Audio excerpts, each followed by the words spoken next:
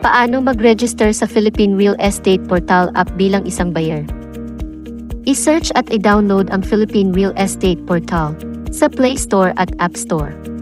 Buksan ang app at pindutin ang arrow sa ibaba upang ma-next ang page. Pindutin ito ng 2 beses. Ikaw ay mapupunta sa page na ito at pindutin ang Get Started. Kung wala ka pang account at nais mong gumawa ay pindutin ang Create New Account. Piliin ang iyong bansa at i-click ang Submit. Ikaw ay mapupunta sa Sign Up form. Piliin ang buyer sa Choose Account Type at fill upan ang mga basic information.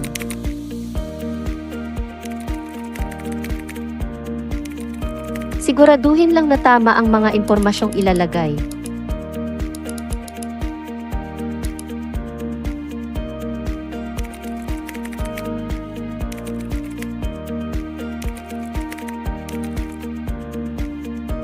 Sa pamamagitan ng pag-check sa box na ito ay ikaw ay sumasang-ayon sa mga tuntunin at patakaran sa privacy ng kumpanya.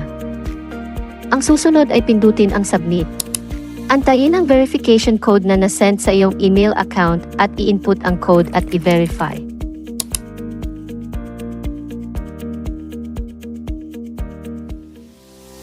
Paano mag-login sa Philippine Real Estate Portal app bilang isang buyer?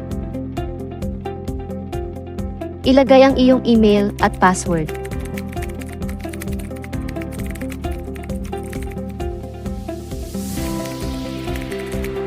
At ang panghuli ay pindutin lamang ang login.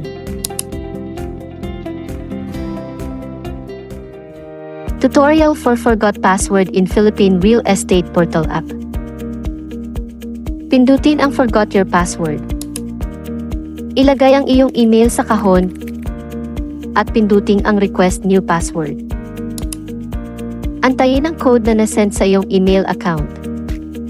I-input ang code at i-click ang Verify. Ilagay ang iyong bagong password at i-click ang Change Password at i-tap ang Continue. Maaari mo nang malagin muli ang iyong account.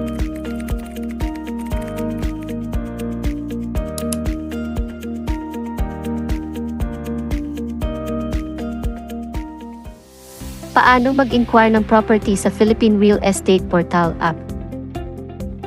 I-log in ang iyong buyer account.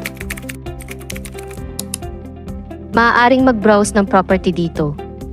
Maaari ring i-click ang View. At pwede ring mag-search ng specific na property.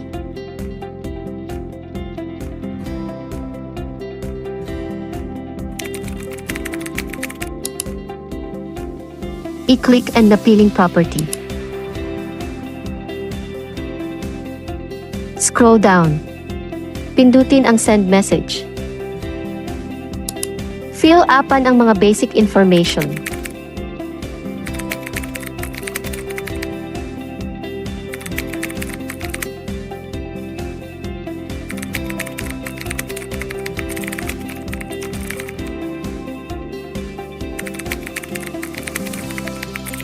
Optional lamang ito, ngunit maaari ka ring maglagay ng referral code ng agent.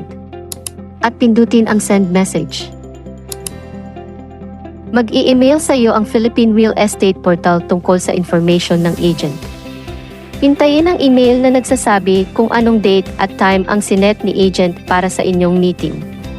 Ang susunod na step ay pindutin ang icon na nasa upper left side at i-click ang appointment. Pindutin ang information at ilagay kung ilang tao ang pupunta sa meeting. Hintayin ang tawag or text ni agent para sa inyong meeting. Hintayin ang email na naglalaman ng approval ni agent na maaari mo nang bilhin ang property at hintayin muli na kontakin ka ng agent para sa finalization ng iyong pagbili ng property. Makikita rin sa appointment ang status ng inyong property. At once na nabili mo na ang property ay makikita sa profile ang iyong transaction history. Paano bumili ng property sa Philippine Real Estate Portal app? I-log in ang iyong buyer account.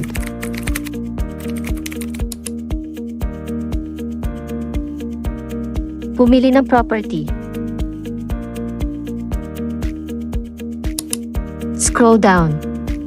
I-click ang Buy Now. At Yes, buy it. Kung may nag-refer sa iyo na agent ay pindutin ang Yes. At ilagay ang kanilang referral code. I-click ang Proceed. At itap ang Continue. Hintayin ang email na naglalaman ng agent's approval sa iyong napiling property. Ikaw ay kukontakin ng agent tungkol sa property. Pindutin ang icon na ito. Makikita sa ongoing transaction ang status ng iyong property. Once na nasettle na ito, makikita sa profile ang iyong transaction history.